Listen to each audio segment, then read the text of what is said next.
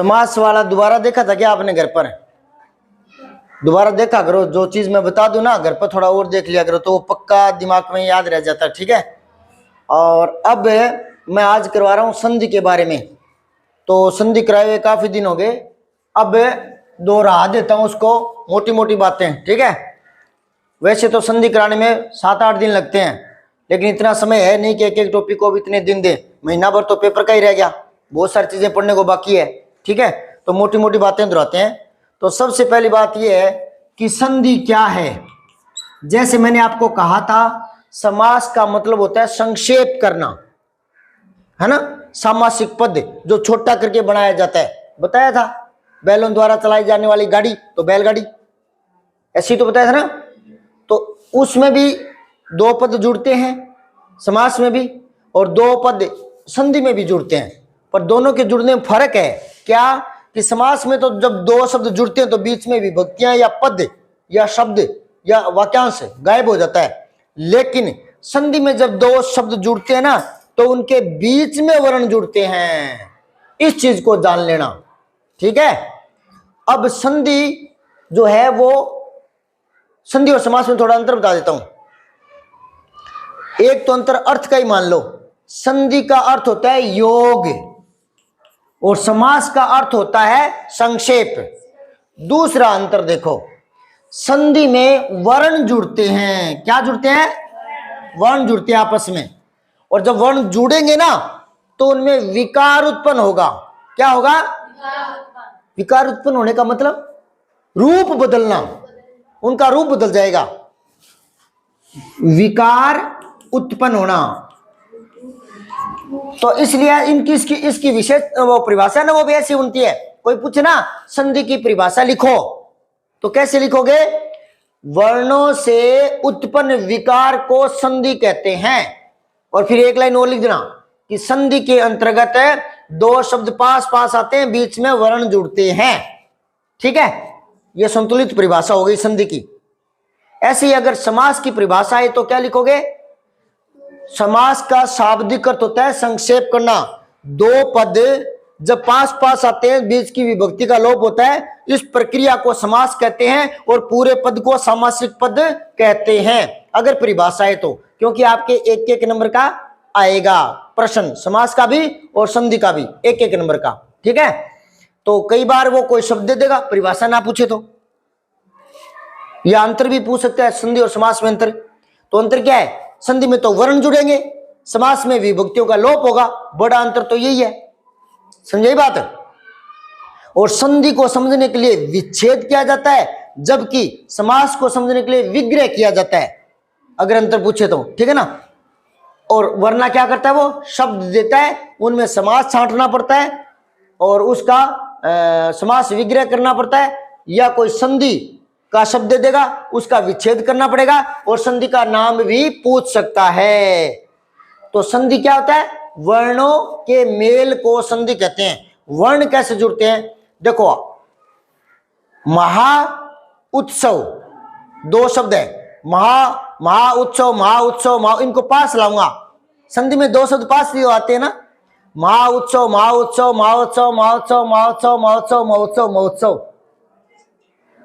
ओ की आवाज नहीं है क्या? दोबारा देखो, महा उत्सव, जब मिलेंगे तो देखना, महोत्सव, समझ गए? महा प्लस में उत्सव, और अगर ये पास पास आएंगे तो इनकी आवाज है ना, इन दोनों की आवाज, इसकी और इसकी, आ और ओ बन जाएंगे। तो आवाज क्या बनेगी इसकी? महोत्सव। कई बच्चे क्या करते हैं कि सर संधि को ना वो क्या मानते हैं? टॉपिक मानते हैं कोई हिंदी का, और फिर उसकी परिभाषा और फिर उसके उदाहरण और उसके भेद फिर उसके नियम, कहते हैं सर संधि के नियम याद नहीं होते, है ना। वो उस चक्कर में पड़े रहते हैं। आप उस चक्कर से बाहर आओ, थोड़ा सा संतुलित दिमाग से ये सोचो कि संधि में क्या होगा? 2 शब्द पास पास आएंगे ना, और बीच में वर्ण जुड़ेगा ना, तो जब 2 शब्द पास पास आ रहे हैं तो उनको दूर करने का प्रयास करो। नियमों में उलझे रहोगे तो संधि हार्ड लगती रहेगी। एक बार नियमों को छोड़ो आप, ठीक है। नियम संतुष्टि के लिए होते हैं और सत्यता को सिद्ध करने के लिए होते हैं, ठीक है। पर एक बार आप थोड़ा सा हवा हटाओ दिमाग से। वो जो शब्द है, जैसे मान लो आपने संधि के नियमों में उलझे रहे तो आपको पता ही नहीं लगेगा क्या नियम क्या नहीं है ना। एक बार आप नियमों को छोड़ करके इसी शब्द पर गौर करो, महोत्सव। अब आपके सामने एक ही शब्द है, महोत्सव। तो यहां थोड़ा गौर करो, क्या शब्द हो सकते हैं इसके अंदर? दो बोलते रहो, महोत्सव महोत्सव महोत्सव महोत्सव महोत्सव महोत्सव महोत्सव। दो शब्द पकड़ में आएंगे, थोड़ा गौर करो। मैं कई बार ये अभ्यास करवा रहा हूं आपको। देखो एक बार, महोत्सव में क्या है, यहां से देखो, ये इतना ही देखो, महोत्सव। उत्सव दिख रहा है ना ये। अब आपको सर ओ दिखे, अरे ओ तो संधि में वर्ण का विकार उत्पन्न होता है, रूप बदलता है, तो उत्सव, ठीक है। और ये महोत्सव, महोत्सव। और देखो यहां देखो, मैं अलग अलग बता रहा हूं। अन्ना भाव, नियमों में उलझोगे संधि के तो सोचते रहोगे। एक बार इसको देखो, अन्न दिख रहा है क्या? अन्न। और आगे अभाव। अब दिमाग लगाओ, अभाव तो होता ही नहीं, अभाव तो होता है, अभाव। तो क्या हो गया? अन्ना भाव, अन्न अभाव, अन्न अभाव, अन्न भाव, अन्न भाव, अन्न भाव, अन्न भाव, अन्न भाव, अन्न भाव। तो अन्न का अभाव होना, अकाल पड़ना, अनाज नहीं होना। तो दो शब्द ढूंढ लो, नियम बाद में लगाएंगे। आपको करना क्या है, दो शब्द अलग अलग है, अंदाजा लगाना है कि इसमें क्या शब्द होने चाहिए। अब आप खुद दिमाग लगाओ, संधि को छोड़ो, नियमों को छोड़ो। अन्ना भाव में दो शब्द क्या क्या होना चाहिए? अन्न अभाव, नहीं पता लग रहा क्या? अन्न अभाव। अब यहां देखो, देवानंद, देवानंद। अब आपको सर इसमें कौन सी संधि है, क्या नियम है? एक बार नियम को छोड़, दो शब्द जुड़ते हैं संधि में, उनको अलग अलग करने का प्रयास करें। देवानंद, देवानंद, थोड़ा दिमाग से बोलो, हल्का हल्का सोचते हुए। देवानंद, देवानंद, देवानंद, देवा आनंद। तो देवा की बजाय तो देव, देव देवता होता है, तो देव आनंद।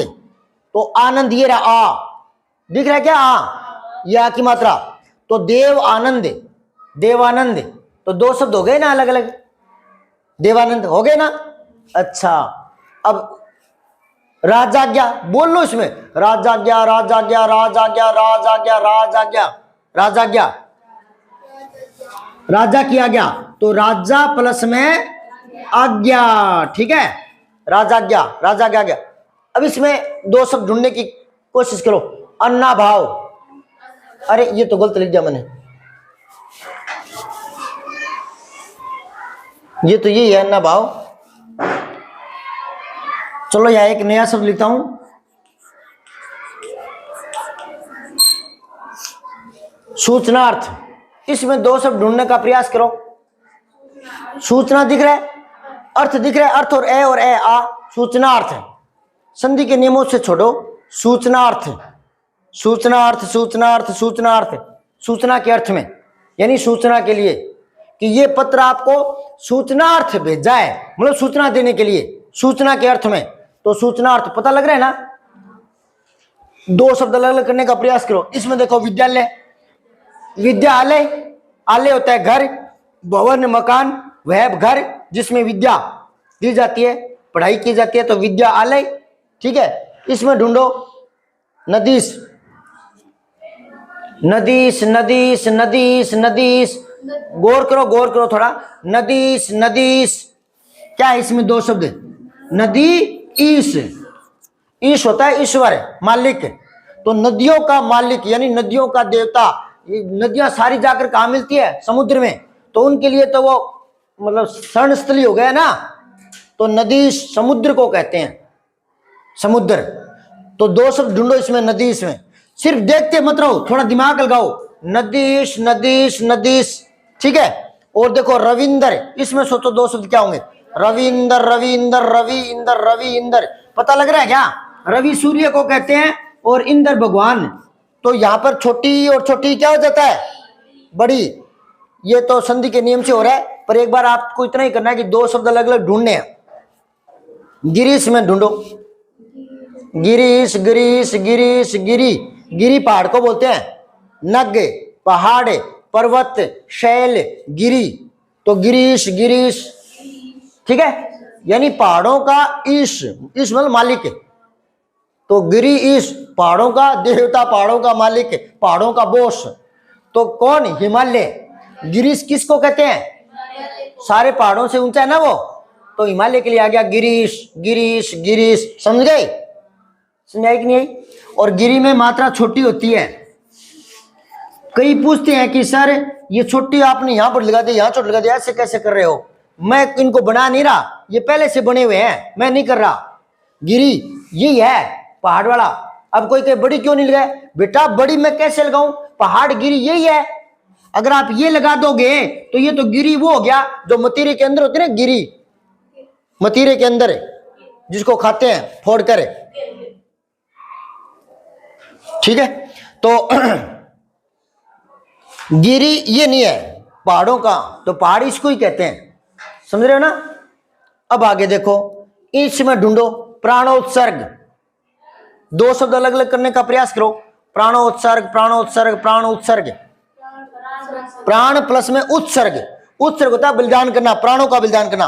तो यहां फिर वो ओ बन जाता है। कैसे? इससे महाउत्सव, ऊ से ओ बनता है, तो प्राण प्लस में उत्सर्ग, तो फिर ये ऊ ओ हो जाता है प्राणोत्सर्ग। ये ओ हो गया प्राणोत्सर्ग।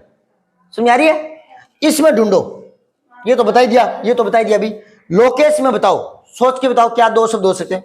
लोकेश लोकेश लोकेश। हाँ, लोक और ईश। अब आपको मुझे तो केस दिख रहा है, तो केस अगर दिख रहा है तो लो तो कोई शब्द नहीं है तो लो तो कोई शब्द नहीं है, तो क्या हो जाएगा? लोक। बोल के देख रहे हो, लोकेश लोकेश लोक लोकेश लोकेश लोक ईश, यानी दुनिया का मालिक, दुनिया का भगवान है ना, ईश्वर के लिए, भगवान के लिए लोकेश। तो लोक प्लस में ईश, ई आता है ना तो ए बनता है, ई आता है तो ए बनता है, और ऊ आता है तो ओ बनता है। ये गुण संधि की बात है, ठीक है ना? लेकिन अभी सारी चीजें दोबारा नहीं दोहरा रहा हूं, मोटी मोटी बातें बता रहा हूं, एक बार बता चुका हूं मैं, ठीक है? और थोड़ा थोड़ा एक बार और देखना चाहो तो दोबारा बता दूंगा। संधि के 5 भाग है स्वर संधि के, दीर्घ गुण वृद्धि यण आयादि बताई हुई है, ठीक है? एक बार थोड़ा और प्रयास करते हैं। नरेंद्र, दो शब्द ढूंढो। ये क्यों बता रहा हूं? क्योंकि थोड़ा सा अभ्यास हो जाए कि हाँ मुझे संधि से घबराना नहीं है, दो शब्द अलग अलग करने हैं, ठीक है?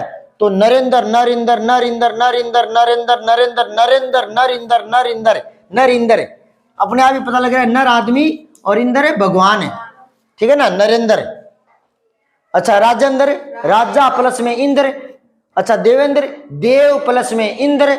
अच्छा, लघुत्तर, लघुत्तर बोलो इसको, इसमें बताओ दो शब्द। हाँ, लघु यानी छोटा, उत्तर यानी उत्तर, लघुत्तर। कैसे होगा? लघु प्लस में उत्तर, तो इधर भी ऊ है, इधर भी ऊ है, तो बड़ा हो जाएगा ऊ और ऊ बड़ा। यहां ऊ आया था ना, ओ की सिर्फ बना, यहां आ था, ए और आ होता है ना, फिर ऊ के साथ ओ बनता है। इधर भी ऊ, इधर भी ऊ, तो बड़ा ऊ, ठीक है? इधर भी ई और इधर भी ई, तो बड़ी ई। इधर भी ऊ, उधर भी ऊ, तो बड़ा ऊ। वो दीर्घ संधि है, दीर्घ मतलब बड़ा। समझ गए? इसमें ढूंढो। भानुदय, भानुदय भानुदय भानुदय भानुदय। भानु सूर्य को कहते हैं। भानु किसको कहते हैं? सूर्य का पर्यायवाची है। तो भानु प्लस में उदय, सूर्य का उदय होना, तो छोटा ऊ और छोटा ऊ क्या हो जाएगा? बड़ा, तो ये बड़ा ऊ हो गया। अब आपका सर हिंदी में गलतियां बहुत होती है, तू कर रहा है, अगर छोटा लगाएगा तो तेरे दिमाग नहीं है क्या? सूर्य का उदय, ऊ और ऊ तो बड़ा ही होता है। देखो हिंदी में क्या होता है कि अगर आप एक चीज सीखना चाहोगे ना तो पारंगत नहीं होगे। आपने संधि भी समझिए, कुछ बातें वहां से बढ़ेगी, उपसर्ग प्रत्यय भी देखें, कुछ ज्ञान वहां से भी बढ़ेगा। हिंदी में एक चीज होती है, हिंदी में क्या, हर एक में ये चीज आपको पता है, ये सीखोगे तो कहीं ना कहीं या कभी ना कभी ये आपका सहयोग करेगी। फिर ये सीख रहे हो तो ये सीखी हुई आपका सहयोग करेगी। फिर ये सीख रहे हो तो ये और ये इनमें से कोई ना कोई आपका सहयोग करेगी। फिर ये सीख रहे हो तो ये आपका कोई ना कोई सहयोग करेगी। मतलब ज्ञान बढ़ता जाता है ना तो समझ और तेजी से होती जाती है, शुरुआत में समझ कम होती है। समझ में आई बात? तो आगे से आगे सीखते जाओ, पता चलता रहेगा।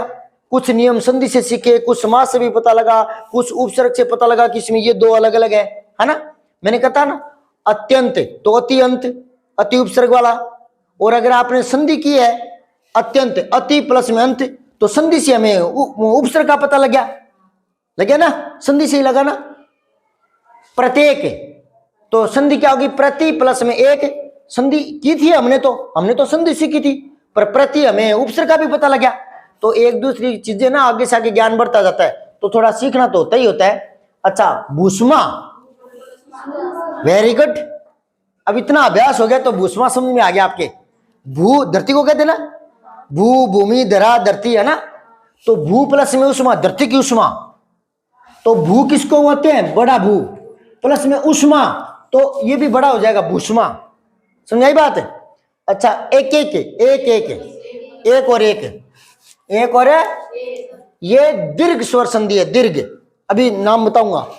सदैव ये भी दीर्घ है, सदाएव, सदैव सदैव तो सदाएव, सदा ही, सदाएव, सदा मतलब हमेशा, सदाएव। महोज महा प्लस में ओज, इसमें ए और औ, ये ए और ओ ये लास्ट में आते हैं, तो महा प्लस में ओज, महोज महोज महोज महाओज महाओज, महा मतलब बड़ा, ओज मतलब तेज का गुण। अच्छा अब इस तरह के शब्द और आते हैं, ये है अयादी संधि, ए यादी, दीर्घ गुण वृद्धि यण आयादी, ठीक है। तो अब इसमें ध्यान से सुनो, नयन शयन चयन, इस तरह के ए आता ना बीच में, ए नए, ए नहीं है क्या यहां, देखो इधर, यहां देखो, अगर मैं लिखूं न्यून, तो इस न के साथ तो ए है, इसके साथ ए है क्या, नहीं है ना, इसमें ए नहीं है। अच्छा अब मैं लिखूं नयन, इसमें ए है ना, तो ए और ये ए, तो ये आ ना ए आ रहा ना, नयन शयन चयन ए, तो ए आता है तो वहां ए की मात्रा लगानी होती है। तो क्या करोगे, चे प्लस में अन्न, शे प्लस में अन्न, चे प्लस में अन्न, ने प्लस में अन्न, और अब आय आ रहा नहीं, यहां आय, अब ए नहीं आ रहा, आय आ रहा, आय आय, नायक नायक, आय आय आ रहा, तो ने मत करो, फिर नहीं करो, दो मात्रा लगा दो। ये अयादी संधि के नियम है, शॉर्टकट बता रहा हूं अभी तो मैं, क्योंकि डिटेल में मैंने 2 बार बताई हुई है। इनको थोड़ा अपने हिसाब से जब तक नहीं पढ़ोगे, नहीं तो दिमाग बिठाओ ना तो भूलोगे। गुरुजी का करवाना ही पर्याप्त नहीं होता। ये तो मैं दोबारा इसलिए करा रहा हूं कि पेपर नजदीक आ गए, तो मैंने सोचा एक बार और दोहरा दूं, नहीं समझे क्या, याद रखना आपका काम है। तो यहां नायक, तो आय आ रहा है तो नहीं करेंगे, नहीं प्लस में अक नायक, और ये गायक तो गई प्लस में अक गायक, गई प्लस में अक, नायिका तो नहीं प्लस में इका, और गायिका गई प्लस में इका, गई मतलब गे गई, दो मात्राएं, ठीक है। फिर ये देखो यहां ए और आई ये बाहर निकलेंगे, और ये इस तरह का ना पवन, पौ औ आ रहा है बीच में औ, तो यहां ओ लगाएंगे, ये तो ए आई, ये ओ औ, ए आई और ओ औ, किसमें, नए, यानी ए आई ए आई ए आई, इसमें तो ए आई का ध्यान रखना। और या अब पवन पावन, अब तो इसमें ओ और औ आएगा, ओ और औ, कैसे, पवन तो पो प्लस में अन, पवन, ठीक है। भवन भो प्लस में अन, भवन। अब पावन अरे आओ, बहु प्लस में अन, पावन। ऐसे ही भावुक बहु प्लस में उक, भावुक, ठीक है। इस तरह के हैं ये। इसमें एक और रह गया था, उसको थोड़ा मैंने पहले बताया था, बीच में कई बार बताया है, वो यहां अलग और देख लो, वो रह गई थी यण। यण संधि में क्या होता है, पहले अक्षर या तो कोई आधा दिखेगा तो आगे यह दिखेगा, और या कई बार वह दिखेगा आधे अक्षर के बाद, ये भूलना मत, ये अलग याद रख लो। कैसे, मैंने बताया था अत्याचार, तो छोटा सा नियम बताया था, आगे यह दिख रहा है, पहला अक्षर आधा है तो ई की मात्रा लगाओ, अति प्लस में आचार, आचार, याचार नहीं करना, याचार, याचार कोई शब्द नहीं होता, याचार कोई शब्द है, आचार होता है। आचार क्या होता है, व्यवहार। एक होता है अचार, अचार क्या होता है, खट्टी खाद्य सामग्री, खट्टी खाद्य सामग्री, नींबू का अचार, कैरी का अचार, है ना। और ये होता है आचार, ये होता है व्यवहार। तो अति आचार, ऐसा व्यवहार करना जो अति पार कर जाए, तो उसको बोलते हैं अत्याचार। जैसे मैं आपको कहूं ये चीज ऐसे करनी है, आपको नहीं, मैं नहीं कर सकता, तो जबरदस्ती करवाऊंगा, ऐसा व्यवहार कर रहा हूं, तो वो अत्याचार कहलाएगा। अब यहां क्या ध्यान रखना है, आधा अक्षर दिखे आगे यह दिखे, ई की मात्रा लगाओ। आधा अक्षर दिखे आगे यह दिखे। अब बताओ मुझे, अत्यंत, आधा अक्षर दिख रहा है आगे यह दिख रहा है, अति प्लस में अंत, कर लोगे। यंत मत करना, यह तो बनता है यण में, यण संधि बता रहा हूं अलग से, 5 होती है वो, दीर्घ गुण वृद्धि यण आदि। अच्छा तो क्या हो जाएगा, अति प्लस में अंत। अच्छा ये बताओ अन्वेषण, तो यहां आधा अक्षर आगे यह, या तो वह है, वह दिखे तो ऊ लगाओ। मैंने बताया था ना, यह और वह बनता है, ठीक है। तो ये क्या करोगे आप, अनु प्लस में ऐषण। और ऐसे ही एक और बताऊं, अन्वय, आगे आधे अक्षर बाद वह है तो ऊ लगाना है, तो क्या आ जाएगा, अनु प्लस में ए। वह नहीं करना, वह तो बनेगा यण संधि में, ये और वह बनते हैं, ये और वह, ये और वह बनते हैं, पहले अक्षर आद्य होते हैं। और देख लो कोई, जैसे आ जाए, एक यहां लिखा था मैंने न्यून, आधा ने आगे ये है ना, तो नी, ई की मात्रा लगा दो, नी प्लस में ऊन, नी प्लस में यून नहीं ऊन, ये तो बनता है। तो ये आपका वो था। अब आपको बता रहा हूं सीधे पांचों के पांचों नियम, वो देख लो जल्दी से। पहले नियम बताकर फिर उदाहरण देते हैं, पर मैंने बिना नियम बताए उदाहरण दिए थे। क्यों, कारण क्या है, कारण ये है कि आप शब्दों को देखते घबरा जाते हो, संधि के नियम भूल जाते हो, तो कहते हैं यार इतने नियम है कैसे याद रखो। तो आप उन शब्दों में 2 शब्द ढूंढा करो, उन शब्दों में 2 शब्द ढूंढा करो।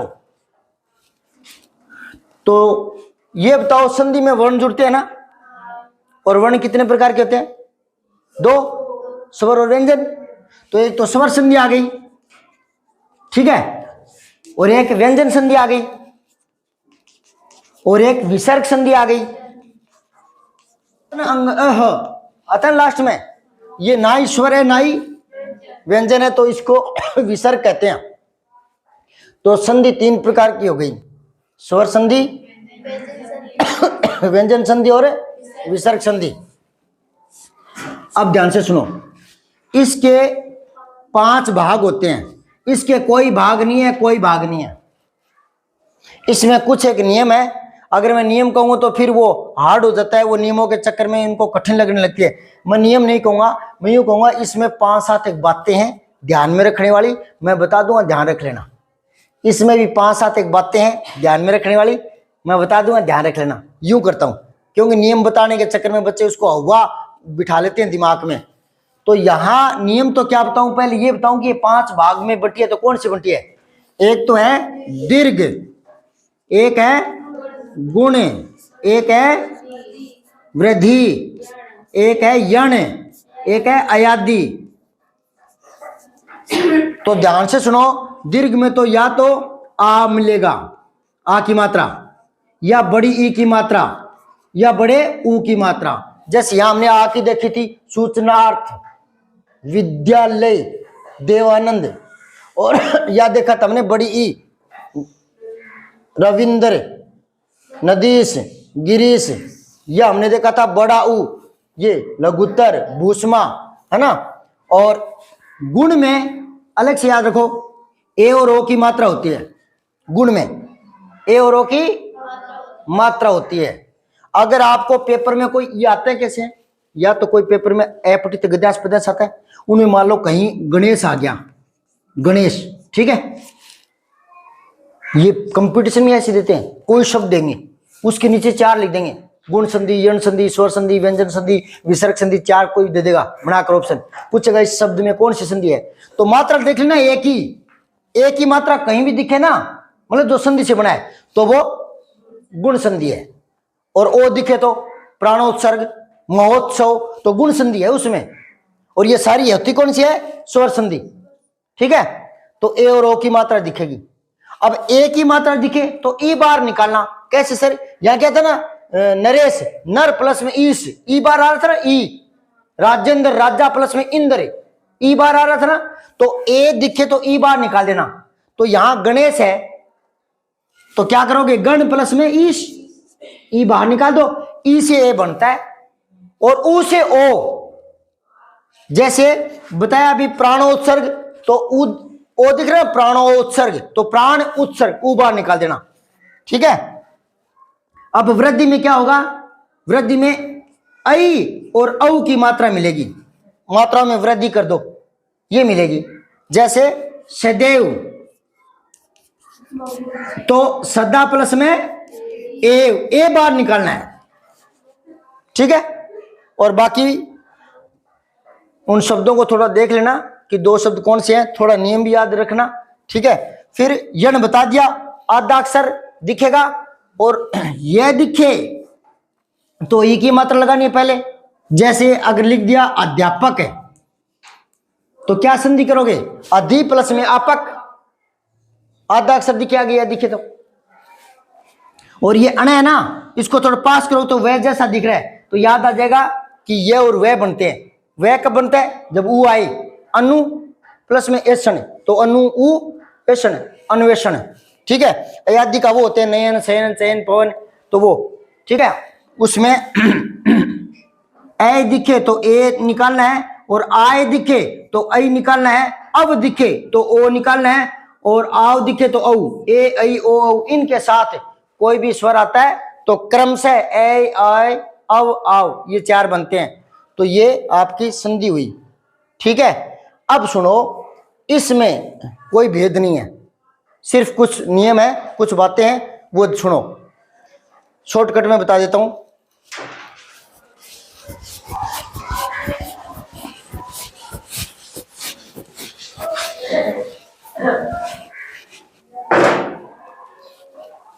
जैसे व्यंजन संधि में पहला नियम देखो, एक बार दोबारा दोहरा रहा हूं, बाकी कुछ टिप्स होते हैं उनके हिसाब से याद रख लेना, वो टिप्स भी बीच में बता दूंगा। जैसे मैंने अभी एक टिप्स तो बता दिया स्वर संधि में, क्या कि आधा अक्षर आगे यह दिखे तो ई की मात्रा लगा दो, है ना, बताया था ना। जैसे इत्यादि है तो इसमें क्या करोगे, आधा तय यह है तो इति प्लस में आदि। अब ये संधि सीख रहे थे, हमें साथ में उपसर्ग का भी पता लग गया। कोई पूछे इत्यादि में उपसर्ग क्या है, इति, कोई पूछे मूल शब्द आदि, इत्यादि। अब व्यंजन संधि में देखो, पहला व्यंजन में क्या होगा, व्यंजन के साथ व्यंजन जुड़ते हैं, कभी कभी स्वर जुड़ जाते हैं, और स्वर संधि में दोनों तरफ स्वर जुड़ेंगे, दोनों तरफ है। बीच में एक बात और बताता हूं आपको, जैसे अभी बताया मैंने राजाज्ञा। अब आप संधि के नियमों में पढ़ोगे तो उससे पहले थोड़ा सोच लो, राजाज्ञा में दो शब्द कौन कौन से बोल के देखो, राजाज्ञा, राजाज्ञा, राजा आज्ञा, राजा की आज्ञा, राजाज्ञा, तो राजा प्लस में आज्ञा। अब आपके 10th की बात बता रहा हूं मैं, और बड़े कंपटीशन होंगे तो और ज्यादा मेहनत करनी पड़ती है, लेकिन अभी आपके ज्यादा हार्ड देगा नहीं 10th में, तो ठीक है। तो राजाज्ञा, अब इसका नाम लिखना है संधि का, क्या करवाता है वो, संधि करवाता है, संधि विच्छेद और नाम पूछता है संधि का। तो अगर करवाता है वो तो हमने कर दी, दो शब्द अलग अलग निकालिए। अब संधि का नाम लिखना है, तो ये जो यण गुण वृद्धि यण आदि ये ना ध्यान में आए ना, तो सीधा स्वर ही लिख दो, बस काम चल जाएगा आपके। तो स्वर कैसे, राजा आ है ना, और इधर जुड़ क्या रहा है आ, दोनों तरफ स्वर है ना, दोनों तरफ स्वर होते हैं तो वो स्वर संधि ही होती है, बस। और विसर्ग, विसर्ग में ये दिखाई देगा आपको, ये आएगा तब उसको विसर्ग देना है। और व्यंजन संधि उसमें आपको हलंत दिखाई देगा, जैसे यूं किया आपने दिक प्लस में अंबर, तो ये हलंत दिखाई दे रहा है तो इसका व्यंजन नाम दे देना, नहीं समझे क्या। और अतः प्लस में एव, तो इसको विसर्ग संधि कह देना, समझाई बात है। तीन ही तो होती है, अगर आप यण गुण वृद्धि ये ध्यान में नहीं आ रहा तो सीधा स्वर लिख देना, तो भी आपके नंबर नहीं कटेंगे। 10th की बात कर रहा हूं मैं, ठीक है। वो दो शब्द ढूंढने का प्रयास करना, और जितने आपके पास उपलब्ध है वो तो देखो, आप थोड़ा घर पर भी प्रयास करना पड़ता है। बिल्कुल शॉर्टकट तरीके से कई बार काम चल जाता है, कई बार नहीं चलता, कोई ऐसा शब्द दिमाग में नहीं आए, है ना, तो गलत भी हो सकता है। तो जितना हो सके थोड़ा घर पर भी देखा करो। तो व्यंजन संधि में पहला नियम बता रहा हूं। व्यंजन संधि में क्या आएंगे? क, ख, ग, घ, अंगे, ठीक है, प, फ, ब, भ, म, ये व्यंजन होते हैं ना। अब देखो पहला नियम, पहला अक्षर आए, कोई भी पहला अक्षर, ठीक है, पहला अक्षर कौन सा होता है? क, च, ट, त और प, ये आए, इनके बाद में कोई तीसरा आए तो ये पहला अक्षर भी तीसरे में बदलेगा। कैसे? जैसे देखो, दिक प्लस में गज, तो क के बाद ग आ रहा है तो ये भी ग में बदलेगा, तो क्या हो जाएगा? दिग्गज। ये आधा कहता तो ये भी आधा ग आ गया, दिग्गज, ठीक है। एक और देखो, वाक प्लस में जाल, ये पहला अक्षर है, ये तीसरा है। तीसरा कैसे? च, छ, ज, तीसरा नहीं है, तो पहले के आगे तीसरा है, तीसरा भले ये आए, भले ये आए, भले ये आए, ये तो अपने तीसरे में बदलेगा। एक यहां देखो, ये पहला है, इसके आगे तीसरा ये आ रहा है, या ये आ रहा है, या ये आ रहा है, या ये आ रहा है, ये तो अपने तीसरे में बदलेगा। जैसे च है, इसके आगे ये आए, ये आए, ये आए, ये तो अपने तीसरे में बदलेगा। तो पहले अक्षर के आगे तीसरा आ रहा है तो वो तीसरे में बदलेगा। तो वाक प्लस में जाल है, तो ये क्या हो गया? वागजाल। कैसे लिखेंगे? वा, ये गया आ जाएगा, वागजाल, ठीक है, इस तरह से। अच्छा, ये नियम पहला याद हो गया क्या? हो गया याद पहला? इसमें थोड़ा सा संशोधन कर लो, कई बार चौथा अक्षर भी हो सकता है, बहुत कम होगा लेकिन हो सकता है। और एक और संशोधन कर लो, कई बार स्वर भी आ सकता है आगे। व्यंजन संधि में दोनों तरफ व्यंजन ही होते हैं, पर एक तरफ स्वर हो सकता है, दोनों तरफ स्वर नहीं होने चाहिए, फिर तो वो स्वर संधि का उदाहरण बन जाएगा। तो एक तरफ व्यंजन हो सकता है। अभी लिखा था मैंने दिक प्लस में अंबर, तो यहां दिगंबर। अब मुझे ये बताओ, पहले तो मैं ग आधा लिख रहा था, इस बार पूरा क्यों लिख दिया? आगे स्वर था तो पूरा हो गया दिगंबर, ठीक है। तो कोई स्वर भी आ सकता है, कोई बड़ी बात नहीं है, ठीक है। ये पहला नियम था, इसको याद कैसे रखेंगे? पहला अक्षर आगे तीसरा तो तीसरे में, यूं याद रख लो। दूसरा नियम देखो, पहला अक्षर आगे पांचवा अक्षर तो ये भी पांचवें में, और पांचवा कौन सा होता है? ये। अब पांचवा अक्षर कौन सा आएगा? ये आएंगे दो ही, कि सर ये क्यों नहीं आएंगे? इन पर कोई अक्षर है ही नहीं। कैसे? आप बचपन में पढ़ रहे हो, क कबूतर, ख खरगोश, ग गमला, घ घड़ी, अंग खाली, तो इस पर कोई अक्षर मिलेगा ही नहीं। कहने को तो मैंने सरलता के लिए बना दिया नियम है, पहले के आगे तीसरा है तो तीसरे में बदलेगा, पहले के आगे पांचवा है तो पांचवें में बदलेगा, लेकिन पांचवा ये दो ही आएंगे, न नल, मैं मकड़ी, इन पर तो अपने बोलते ना अणे खाली, तो इन पर तो कोई है ही नहीं, तो ये तो जुड़ेंगे नहीं। तो मैं और नहीं आते, मैं और न, ये दोनों ही आते हैं पहले के आगे। तो पहला किस में बदलेगा? अपने पांचवें में, अपने पांचवें में। कैसे? यहां देखो, वाक प्लस में मैंने बता दिया ये दो ही आएंगे, ये नहीं आएंगे, इन पर कोई अक्षर है ही नहीं, कोई शब्द है ही नहीं, तो ये क्या आएंगे? क्या हो जाएगा? ये वांग में, ये अंगे आधा, इसका इसी का पांचवा आएगा, इसी का पांचवा, इसके आगे पांचवा आ रहा है, ये पांचवा, पे फे पे पे में, पे क्या के पांचवा, पहले क्या के पांचवा, तो ये पांचवें में, लेकिन अपने पांचवें में, तो वांग में, ये अपने पांचवें में बदला है, मैं तो वैसे ही पढ़ा है वांग में। समझ आई बात? अब एक तीसरा बहुत ही सिंपल नियम बता रहा हूं, वो नियम ये है सिंपल तरीके से, अगर आपको मैं दिख जाए तो उसको अनुस्वार में बदलो, बिंदी, और बिंदी दिख जाए तो मैं में बदलो। कैसे? अगर आपको कहे सम प्लस में 4 क्या बनेगा? सम प्लस में 4 संचार, ये मैं है ना, मैं बिंदी में बदलना है तो ये हो जाएगा संचार।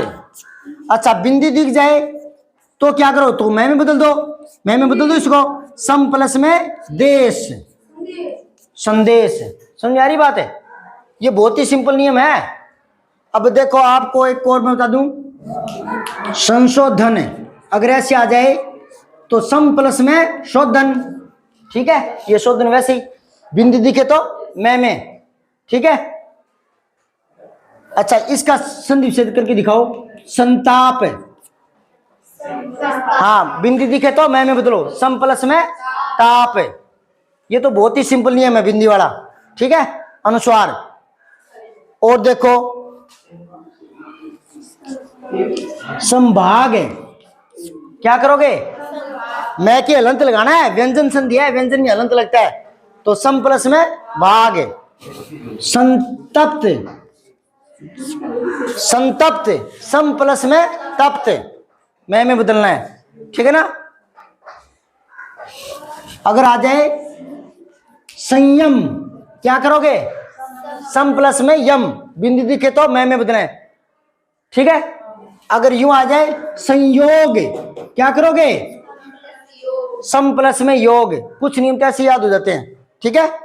अब आओ चौथा नियम, इसमें आधा अक्षर दिखे इस नियम में और आगे वही पूरा दिखे तो तय में बदलना है। देखो इसको बोलते हैं तय की लोचदार संधि, ये मैंने ऐसे ही नाम रखा हुआ है। इसमें क्या करना है, आधा अक्षर दिखे, जैसे सज्जन, आधा अक्षर है, आगे वही है। मैंने पहले क्या बताया था, आधे अक्षर के आगे यह दिखे तो ये की मात्रा लगानी है, यहां वही सेम दोबारा दिखे तो उसको तय में बदलना है, बस इतना सा नियम है। कैसे? सज्जन, सत्य प्लस में जन, हलंत जरूर लगा देना, व्यंजन है ये संधि, ठीक है। अच्छा, मुझे इसका बताओ क्या करोगे? उल्लेख, आधा अक्षर दिखे आगे वही दिखे तो तय में बदलना है, तो उत प्लस में लेख। अच्छा, अब और देख लो, उज्जवल, उज्जवल, तो उत प्लस में ज्वल। वैसे कई यहां दे भी लगाते हैं, उद प्लस में ज्वल, ठीक है ना, वो तय दे में ही बदलता है ना।